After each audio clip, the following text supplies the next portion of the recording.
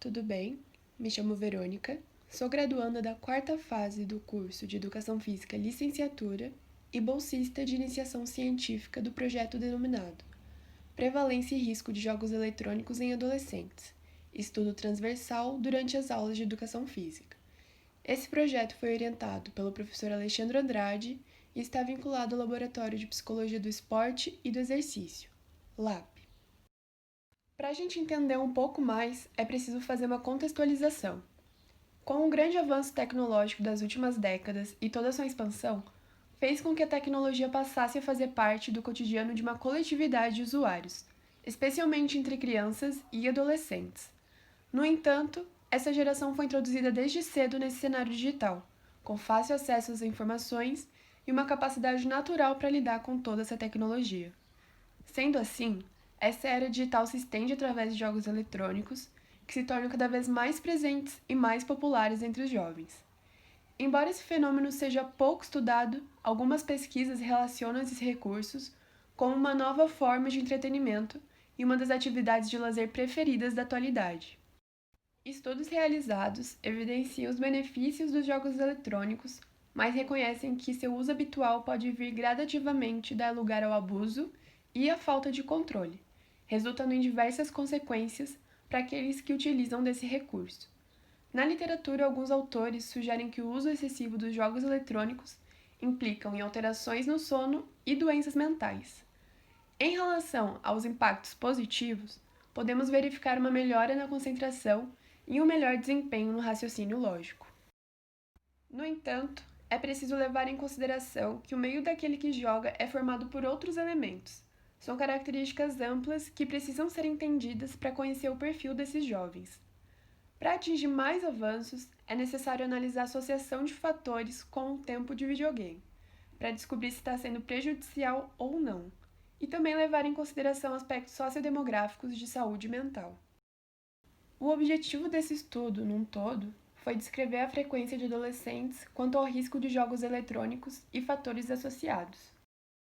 Trata-se de uma pesquisa teórica do tipo descritiva, de campo, quantitativa e com delineamento transversal. Os estudantes elegíveis para participar da pesquisa foram 79 adolescentes entre 11 e 14 anos de uma escola particular da Grande Florianópolis, Santa Catarina. Foi utilizado do instrumento de características sociodemográficas, que obteve informações referentes aos dados individuais quanto ao tempo de videogame diário e autoavaliação da qualidade do sono.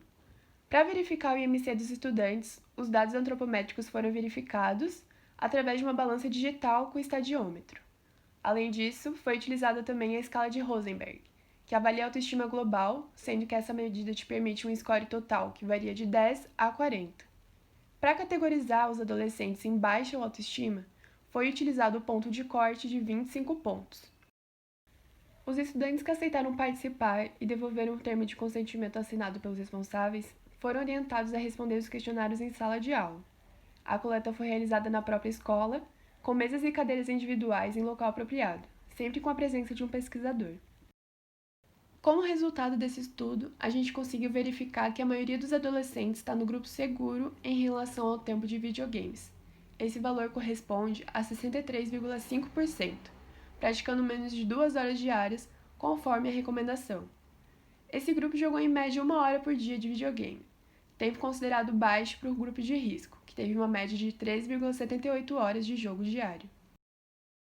No entanto, os adolescentes do sexo masculino apresentaram um maior envolvimento considerado prejudicial quanto à prática de videogames, apresentando uma média superior de tempo do que o sexo feminino.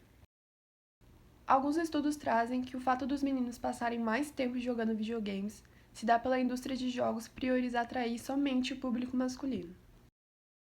É importante também ressaltar que não foram observadas diferenças significativas entre outras variáveis sociodemográficas. Nessa primeira parte da tabela, a gente consegue identificar a média da amostra geral dos adolescentes. Quando a gente estratifica entre grupos que têm uma prática considerada segura de videogame, é visto que o grupo de risco apresenta uma média maior, comprovando os dados estatísticos que existe uma diferença entre esses dois grupos. De maneira semelhante, a gente vê que os meninos têm uma média maior em relação às meninas. Não é observado diferença entre turnos, e quando a gente estratifica a autoestima, não tem uma diferença significativa também, assim como na percepção do sono. Contudo, o estudo conclui que existe uma maior prevalência quanto ao risco de videogames entre adolescentes do sexo masculino. É importante também considerar acompanhamento longitudinal para observar aspectos relacionados à incidência e investigar uma amostra mais abrangente além de comparar com estudantes de outras escolas. Essas são as minhas referências. Aqui tem o meu contato e a do meu orientador. Agradeço a todos que participaram.